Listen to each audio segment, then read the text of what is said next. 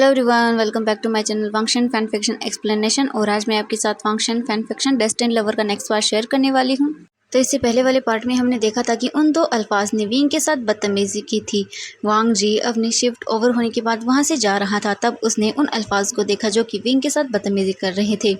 वांग जी ने उन अल्फाज को अच्छे से सबक सिखाया और उन्हें मारकर वहाँ से भगा दिया और वो विंग की हेल्प करता है। वे यिंग काफ़ी ज़्यादा ड्रंक हो चुका था, जिस वजह से उसे कुछ भी नहीं पता था। वांग जी उसे उसके घर का एड्रेस पूछता है, लेकिन उस वक्त वी यिंग बेहोश हो गया था, जिस वजह से वो वांग जी को कुछ भी नहीं बता पाया। वांग जी ने वी के फ्रेंड्स के ढूंढने की भी कोशिश की, लेकिन उनमें से कोई भी वांग जी को नहीं मिला। आखिरकार वांग जी विंग को अपने घर ले जाने की डिसाइड करता है और वो विंग को लेकर अपने अपार्टमेंट आ जाता है। वांग जी वी यिंग को साइड में खड़ा करता है और उसे एक हाथ से पकड़ता है और अपने दूसरे हाथ से अपने घर के डोर का लॉक ओपन करता है। लॉक ओपन करने के बाद वांग जी वी यिंग को लेकर घर के अंदर आ जाता है। वांग जी वी यिंग को सोफे पर लेटाता है और उसके बाद वांग जी जल्दी से जाकर डोर को लॉक कर देता है। डोर को लॉक करने के बाद वांग जी घर के अंदर आता है, तब वो वी यिंग की ओर देखता है। वी यिंग इस वक्त सोते वक्त बिल्कुल क्यूट बेबी की तरह लग रहा था। वो बिल्कुल बेबी की तरह सो रहा था। वांग जी बस उसे देखता ही रहता है। वांग जी को तो पता भी नहीं चला कि वो पूरे 15 मिनट से वी यिंग को ऐसे ही घूरे जा रहा है। वी यिंग उसे बहुत अच्छा लग रहा था। वांग जी बस उसे देखता जा रहा था। कुछ देर के बाद जब वो अपने होश में आता है, तब वो वी यिंग की ओर देखता है। वांग जी वी यिंग को देखते हुए ही धीरे धीरे उसके पास जाता है, उसे सोफे से खड़ा करता है और उसे लेकर वो बेडरूम में आ जाता है। वांग जी वी यिंग को अच्छे से अपने बेड पर लेटा देता है और उसके बाद वो फिर अपने रूम से बाहर आ जाता है। बाहर आकर सोफे पर बैठ जाता है और वो बार बार वी यिंग के बारे में ही सोच रहा था। न जाने क्यों उसे वी यिंग को देखना अच्छा लग रहा था। उसे कुछ भी नहीं समझ आ रहा था कि वो क्या करे। उसे क्यों वी यिंग इतना ज़्यादा देखना पसंद आ रहा है। वांग जी काफ़ी देर तक वी यिंग के बारे में ही सोचता रहता है। फिर वो कुछ देर सोचने के बाद अपने माइंड से वी यिंग के सभी विचारों को निकालता है और एक गहरी सांस लेता है। फिर वो वापस अपने रूम में जाता है, अपने वार्डरोब को ओपन करता है और उसमें से अपने लिए कुछ कपड़े निकालता है। अपने लिए कुछ कपड़े निकालने के बाद वांग जी फिर वापस शावर लेने के लिए वांग जी बाथरूम में चला जाता है। कुछ देर शावर लेने के बाद वांग जी फिर बाथरूम से बाहर आता है। बाहर आकर वो एक बार वी यिंग की ओर देखता है। फिर वो जल्दी से किचन में चला जाता है। उसे भूख लगी थी। वांग जी जल्दी से जाता है और अपने लिए कुछ खाना बनाता है। खाना बनाकर वांग जी जल्दी से उसे खा लेता है और वहीं सोफे पर बाहर ही सो जाता है। वांग जी को काफ़ी देर बाद नींद आ जाती है। अब हमें मॉर्निंग का सीन दिखाया जाता है। ने हुसैन, जियांग चेंग, वैन चाओ और सभी ने वी यिंग को पूरी रात भर ढूंढा, लेकिन उन्हें वी यिंग कहीं नहीं मिला। मॉर्निंग हो चुकी थी। वो सब नी हुसैन के घर पर थे और सोच रहे थे कि अब वो क्या करें। अब तो मॉर्निंग भी हो चुकी है, कहीं वी के साथ कुछ गलत न हो गया हो। अगर उसके साथ कुछ गलत हुआ होगा तो वो क्या जवाब देंगे वी के फादर को। उन्हें कुछ भी समझ नहीं आ रहा था कि वो क्या करे। सभी लोग वी को ढूंढ ढूंढ के थक चुके थे। उन्हें नहीं समझ आ रहा था कि वी कहाँ चला गया। आखिरकार ऐसा क्या हुआ कि वी को वहाँ से जाना पड़ा। किसी को कुछ समझ नहीं आ रहा था। फाइनली वो सब डिसाइड करते हैं कि वो वी को ढूंढने के लिए वो फिर से बाहर जाएंगे और आसपास की जगह उसे फिर से ढूंढे के वैन चाओ ने नी हुसैन से कहा, नी हुसैन तुम यहीं पर रुको, वी का फ़ोन और बैग रखो। अगर उसके फादर का कॉल आता है तो तुम उन्हें बोल देना कि वी हमारे साथ यहीं से कॉलेज जाएगा और वो शाम को घर लौटेगा। इससे हमें थोड़ा और टाइम मिल जाएगा वी को ढूंढने का, ठीक है। नी हुसैन बोलता है, लेकिन मैं तो वैन चाओ उसे बोलता है, नी हुसैन प्लीज़ हमें ये करना होगा। वी यिंग के साथ कुछ गलत होने से पहले हमें उसे ढूंढना होगा। नी हुसैन बोलते ठीक है। इसके बाद वो फ्रेंड्स फिर वी यिंग को ढूंढने के लिए घर से बाहर निकल जाते हैं। नी हुसैन अभी अपने घर पर था और वो बार बार वी यिंग के फ़ोन को ही देखे जा रहा था, क्योंकि उसे पता था कि वी यिंग के फादर और मदर उसे अब कॉल करेंगे। कुछ देर के बाद ही वी यिंग का फ़ोन रिंग करना शुरू कर देता है। जैसे ही नी हुसैन ये देखता है कि फ़ोन रिंग कर रहा है, ये देखने के बाद वो और भी ज़्यादा घबरा जाता है। उसे नहीं समझ आ रहा कि वो क्या बोले। नी हुसैन घबराते हुए फाइनली फ़ोन को पिक करता है। कॉल उसकी मम्मा का था। जैसे ही वो कॉल पिक करता है, वी यिंग की मम्मा बोलती हैं, वी यिंग बेबी तुम कहाँ हो बेटा, तुम जल्दी घर आओ, तुम्हें नाश्ता नहीं करना, तुम्हारे कॉलेज का भी टाइम हो रहा है, जल्दी घर आओ बेबी। नी हुसैन जल्दी से बोलता है, आंटी अब वी यिंग अब अभी घर नहीं आएगा, वो हमारे साथ यहीं से रेडी होकर कॉलेज आएगा और वो इवनिंग को ही घर आ जाएगा। वो हमारे साथ जा रहा है आंटी। जल्दी से निहुसिंग बाई बोलता है और कॉल को कट कर देता है। वेइंग का मॉम को कुछ भी समझ नहीं आया कि क्या हुआ, उसने क्या कहा। वेइंग घर नहीं आएगा, लेकिन क्यों। अब हमें वांग जी के और का सीन दिखाया जाता है। वेइंग रूम में पीसफुली सोया हुआ था। वेइंग धीरे धीरे अपनी आईज को ओपन करता है। जैसे ही वेइंग अपनी आईज को ओपन करता है, उसके सिर में बहुत ही ज्यादा दर्द होने लगता है। वेइंग धीरे धीरे अपनी आईज को पूरी तरह से ओपन करता है और अपने सिर को पकड़ लेता है और वो फिर चारों तरफ देखता है। वेइंग अनजान जगह को देखकर बहुत ज्यादा घबरा जाता है। वेइंग को कुछ भी समझ नहीं आ रहा था कि क्या हो रहा है। तभी वेइंग को धीरे धीरे वो सब चीज़ें याद आने लगती हैं जो रात को उसके साथ हुई थी। ये याद आते ही वेइंग बहुत बुरी तरह से घबरा जाता है। फिर वो अपने कपड़ों की देखता है जो जगह जगह से फटी हुई थी। वेइंग को ये देख वेइंग बहुत डरने लगता है कि किस तरह वो अल्फाज उसके साथ मिसबिहेव कर रहे थे। वेइंग को इस वक्त बहुत ज़्यादा डर लग रहा था। वेइंग डरते हुए धीरे से डोर को ओपन करता है और बाहर देखने लगता है। वेइंग पूरे हॉल को चेक करता है, तब उसकी नजरें एक सोफे पर जाती हैं। वेइंग जब उस सोफे की ओर देखता है तो वहां पर वांग जी सोया हुआ था। वेइंग जब वांग जी को देखता है तब उसे याद आता है कि ये तो वही लड़का है जो कल रात उस बार में था। ये तो वही बारटेंडर बॉय है। वेइंग को कुछ समझ नहीं आ रहा था कि ये यहाँ क्या कर रहा है। वेइंग धीरे से उस रूम का डोर ओपन करता है और उस रूम से वो बाहर आ जाता है। वेइंग रूम से बाहर आता है और सोफे पर सो रही वांग जी की ओर देखता है। फिर वो वांग जी की ओर देखते हुए सोचता है, ये यहाँ क्या कर रहा है और मैं यहाँ क्या कर रहा हूँ। फिर वो धीरे से डोर की ओर देखता है। वेइंग सोचता है कि उसे जल्दी से जल्दी यहाँ से जाना होगा। वेइंग धीरे धीरे से डोर की ओर आगे बढ़ता है और उस घर का डोर ओपन करता है। जैसे ही वो बाहर जाने के लिए मुड़ता है, तभी उसे वांग जी के टर्न होने की आवाज़ सुनाई देती है। तो वो डर जाता है और वो जल्दी से फिर रूम को फिर बंद कर देता है और वापस उसी रूम में आ जाता है। वेइंग की हार्ट बीट बहुत फास्ट हो गई थी। वांग जी अपने फेस को टर्न करके फिर सो गया था। वेइंग देखता है कि ये क्या हो रहा है उसके साथ, उसे ऐसा क्यों फील हो रहा है। उसे तो कुछ समझ नहीं आता कल रात क्या हुआ था उसके साथ। वेइंग फिर से घबराने लगता है। कुछ देर के बाद वेइंग फिर वापस डोर ओपन करके देखता है तो वांग जी फिर सो गया था। वेइंग गहरी सांस लेता है, फिर दोबारा से वो हॉल में आता है और जल्दी से डोर को ओपन करता है और वेइंग वहां से जाने ही वाला था। तभी उसे पीछे से वांग जी की आवाज़ सुनाई देती है। वांग जी बोलता है, रुको। वेइंग जब वांग जी की आवाज़ सुनता है तो वो वहीं पर खड़ा रह जाता है। वेइंग को बहुत डर लगता है कि अब ये न जाने क्या करेगा उसके साथ। वेइंग बहुत डरने लगता है। वांग जी फिर दोबारा से वेइंग को आवाज़ देता है और बोलता है, तुम्हें सुनाई नहीं दिया, मैंने तुमसे कहा रुको। वेइंग कुछ भी नहीं सुनता, वो चुपचाप डोर ओपन करने की कोशिश करता रहता है। वांग जी सोचता है, मैं इसे यहाँ लेकर ही क्यों आया। फिर वांग जी दोबारा से बोलता है, रुको, मैंने कहा तुम्हें सुनाई नहीं दिया। वेइंग फिर रुक जाता है। वो अपने फेस को टर्न करता है और वांग जी की ओर देखता है और फिर वो धीरे धीरे वांग जी के पास चला जाता है और वांग जी के कुछ बोलने से पहले ही वो बोलता है, देखो तुम जो भी हो, मैं तुम्हें मेरे साथ बिल्कुल भी ऐसा वैसा कुछ भी करने नहीं दूंगा। एक बात तुम अच्छे से समझ लो, समझ आया तुम्हें, और तुमने जो भी मेरे साथ किया है वो बिल्कुल भी ठीक नहीं किया है।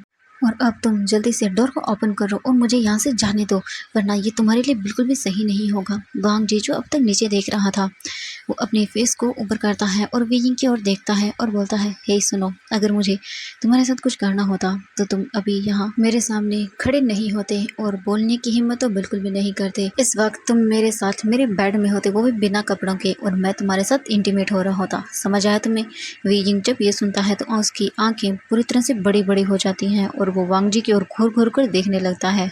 फिर वांग जी वेइंग की ओर आगे बढ़ता है, लेकिन वेइंग थोड़ा सा पीछे चला जाता है। वांग जी जब ये देखता है तो वो वहीं रुक जाता है, वेइंग की ओर देखता है और बोलता है, देखो, सबसे पहले तुम जाकर अपने कपड़े चेंज कर लो। मुझे लगता है शायद तुम्हें रात की कोई भी बात याद नहीं है। देखो, तुम्हारे कपड़े फट गए हैं, तुम इन जाकर चेंज कर लो, क्योंकि मैं नहीं चाहता कि तुम इन कपड़ों में रहो। मैं चाहता तो रात को तुम्हारे कपड़े चेंज कर सकता था और तुम कुछ भी नहीं कर पाते, ठीक है, पर मुझे ये सही नहीं लगा। तो अब तुम जाओ और जाकर अपने कपड़े चेंज कर लो। एक तो मैंने तुम्हारी जान बचाई उन 2 लोगों से, और तुम मुझे ही ये सब बोल रहे हो और मुझे ही गलत समझ रहे हो। वेइंग वांग जी की ओर देखता है और बोलता है, क्या क्या कहा तूने, मुझे शेव किया है, इसका क्या मतलब है तुम्हारा। वांग जी वेइंग की ओर देखता है और बोलता है, कल रात वो 2 अल्फाज तुम्हें बार से बाहर ले गए थे, बार के बैकयार्ड में ले गए थे और वो तुम्हारे साथ कुछ इससे पहले कि वांग जी कुछ और बोलता वो चुप हो जाता है। वी जिंग जब ये सुनता है तब वो वांग जी की ओर देखता है और बोलता है, क्या क्या कहा आपने? ये सब मुझे मुझे अच्छे से कुछ याद क्यों नहीं आ रहा है? मेरा सर क्यों दर्द कर रहा है? और आप कहीं आपने तो मेरे साथ कुछ किया नहीं? वांग जी जब ये सुनता है तब वो वी जिंग की ओर घूर कर देखता है और बोलता है, क्या कहा तुमने? क्या मतलब है तुम्हारा? मैंने तुम्हारे साथ कुछ, हाँ, अगर मुझे तुम्हारे साथ कुछ करना होता अब तक मैं कर चुका होता, ठीक है, और तुम यहाँ बिल्कुल भी खड़े नहीं होते। क्या मैं तुम्हारी परमिशन का वेट करता तुम्हारे साथ कुछ करने से पहले? वी यिंग जब ये सुनता है तो वो बहुत ज़्यादा डर जाता है। वांग जी वी यिंग को देख रहा था कि वो कितना डर रहा है। वांग जी फिर थोड़ा सा नॉर्मल होता है, वो वी यिंग की ओर देखता है और बोलता है, देखो मैं तुमसे बस इतना बोल रहा हूँ कि तुम इस हालत में अभी बाहर मत जाओ। तुम्हारे कपड़े पूरी तरह से फटे हुए हैं, इन कपड़ों में तुम बाहर जाओगे तो ये बिल्कुल भी सही नहीं होगा। वी यिंग जब अपने कपड़ों की ओर देखता है तब उसे बहुत ही एम्बैरेसिंग फील होता है। उसके कपड़े बहुत ही ज़्यादा जगह से फटे हुए थे और बिल्कुल भी ठीक हालत में नहीं थे।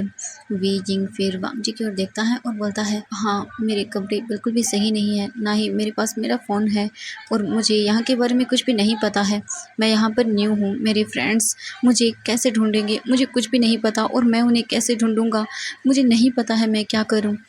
वांग जी वी यिंग की बातों को सुन रहा था। तभी वी यिंग की नज़रें वहाँ पर पड़ी हुई एक वॉच पर जाती है। जब वी यिंग टाइम को देखता है तब वो सोचता है, नहीं, ये तो बहुत लेट हो गया है, वो कल से घर पर नहीं है, उसके मॉम डैड उसे ढूंढ रहे होंगे, अगर उसके फादर को पता चला तो क्या होगा।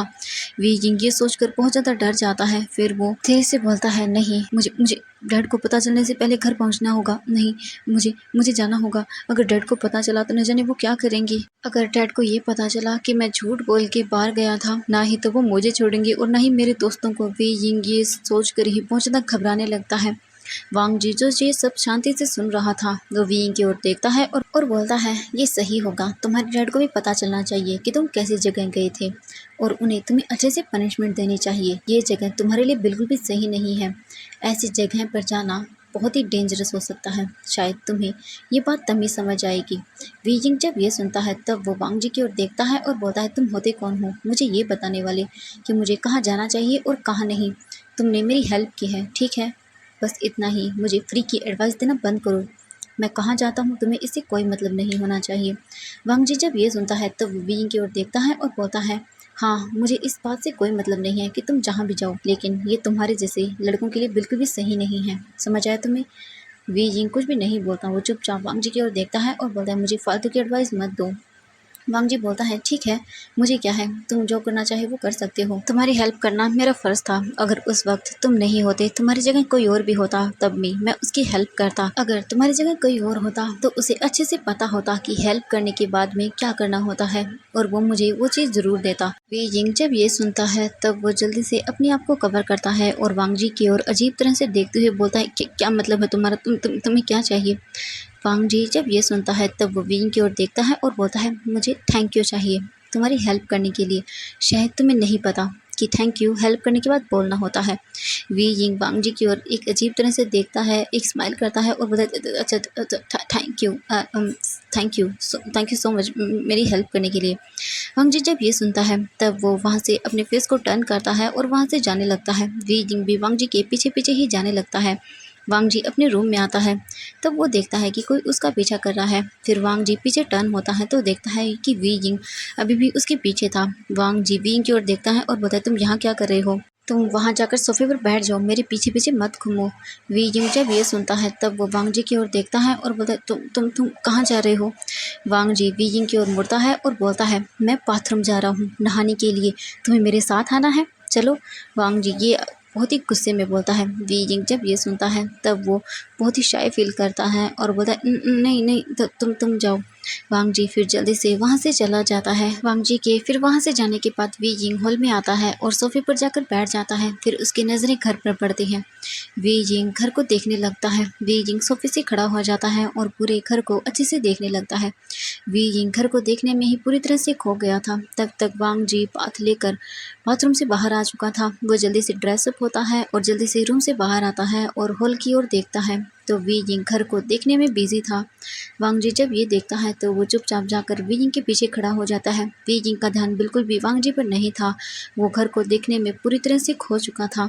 वी जिंग जब अचानक से टर्न होता है तब वो अपने सामने वांग जी को देखकर अचानक से घबरा जाता है और उसका डिसबैलेंस हो जाता है और वो गिरने लगता है। वांग जी जब ये देखता है कि वी जिंग गिरने वाला है तब वो अचानक से अपने एक हाथ से वी जिंग की वेस्ट पर अपने हाथ को रखता है और उसे अपनी ओर खींच लेता है। वी जिंग और वांग जी दोनों ही एक दूसरे की ओर देखने लगते हैं। वी जिंग वांग जी को देखे जा रहा था क्योंकि वांग जी अभी शावर लेकर आया था, उसके हेयर्स थोड़े से गिले थे और वो बस वांग जी को ही देख रहा था। वांग जी इस वक्त बहुत हैंडसम लग रहा था। वी जिंग की नज़रें ही वांग जी से नहीं हट रही थी। वांग जी जब ये देखता है कि वी जिंग का ध्यान बिल्कुल भी नहीं है तब वो वी जिंग को सीधा खड़ा करता है और बोलता है, मेरे घर को और मुझे देखकर पूरा हो गया हो तो जाओ, जाकर रेडी हो जाओ। वी जिंग जब ये सुनता है तब वो वांग जी की ओर देखता है और बोलता है, मैंने कहा ना आपसे, मेरे पास मेरे कपड़े नहीं हैं और ना ही मेरे पास मेरा बैग है, तो मैं रेडी कैसे हो सकता हूँ। वांग जी वीइंग की ओर देखता है और बोलता है, मैं जानता हूँ, जाओ मेरे कपड़े पहन लो। वीइंग जब ये सुनता है तब वो वांग जी की ओर देखता है और बोलता है, क्या क्या आपके। वांग जी वीइंग की ओर देखता है और बोलता है, हाँ मेरे। क्यों, तुम्हारे पास कोई और ऑप्शन है। वी यिंग जब ये सुनता है तब वो बोलता है, नहीं। तो वांग जी बोलता है, इसीलिए मैं बोल रहा हूँ, मेरे कपड़े पहन लो, अब चलो मेरे साथ रूम में। जब वी यिंग ये सुनता है तब वो वांग जी की ओर देखता है और बोलता है, क्या क्या कहा आपने, आपके साथ रूम में, लेकिन क्यों। वी यिंग की आंखें इस वक्त बहुत बड़ी बड़ी हो गई थी और वी यिंग के एक्सप्रेशन भी बहुत अजीब थे। वांग जी वी यिंग की ओर देखता है तब वो उसकी अजीब एक्सप्रेशन को देखता है। तब वांग जी वी जिंग की ओर देखता है और बोलता है, मैं तुम्हें रूम में मेरे साथ चलने के लिए इसलिए बोल रहा हूँ क्योंकि मेरे कपड़े मेरे रूम में हैं, बाहर तो नहीं है ना। और मेरे रूम में बाथरूम भी है, समझ आया तुम्हें। वी जिंग जब ये सुनता है तब वो बोलता है कि ओ अच्छा ठीक है। फिर वांग जी आगे चलने लगता है और वी जिंग उसके पीछे पीछे चलने लगता है। वांग जी अपने रूम में आता है, अपनी वार्डरोब को निकालता है और उसमें से अपने कुछ कपड़े निकालता है और वी जिंग को दे देता है और बोलता है, जाओ इन्हें पहनकर रेडी हो जाओ, तब तक मैं तुम्हारे लिए और मेरे लिए कुछ ब्रेकफास्ट बना देता हूँ। वांग जी फिर वहाँ से चला जाता है। वी जिंग बस वांग जी को जाते हुए वहाँ से देख रहा था। फिर वी जिंग जल्दी से शावर रूम में आता है और शावर लेता है और अच्छे से रेडी होता है, वांग जी के कपड़े पहनता है और फिर वो जल्दी से रूम से बाहर निकल जाता है। वी जिंग धीरे धीरे वांग जी के रूम से बाहर आता है क्योंकि उसे चलने में बहुत प्रॉब्लम हो रही थी, क्योंकि हमारे वांग जी के कपड़े वी जिंग के लिए बहुत लॉन्ग थे। वी जिंग को चलने में बहुत मुश्किल हो रही थी, वो उसके कपड़ों को बहुत मुश्किल से संभाल पा रहा था। वी जिंग कैसे भी करके हॉल के अंदर आ जाता है। वी जिंग जब हॉल के अंदर आता है तो देखता है कि वांग जी ब्रेकफास्ट बना रहा था। वे जिंग वांग जी के पास जाने का ट्राई करता है उन कपड़ों को मैनेज करते हुए। जब वांग जी ब्रेकफास्ट बना रहा था तब उसकी नज़रें वी जिंग पर पड़ती हैं। तब वांग जी वी जिंग को देखता ही रह जाता है। वी जिंग बहुत अमेजिंग लग रहा था। वांग जी अपनी नज़रें वी जिंग से हटा ही नहीं पा रहा था। वांग जी देखता है कि वांग जी की शर्ट वी जिंग को बहुत लॉन्ग है, उसके शोल्डर से वो शर्ट बार बार नीचे गिर रही थी। वांग जी की पैंट भी जो उसने उसे पहनने के लिए दी हुई थी वो भी वी जिंग अपने दोनों हाथों से पकड़ रहा था और उसे ऊपर कर रहा था। वांग जी की नज़रें वी जिंग की फेस पर जाती हैं।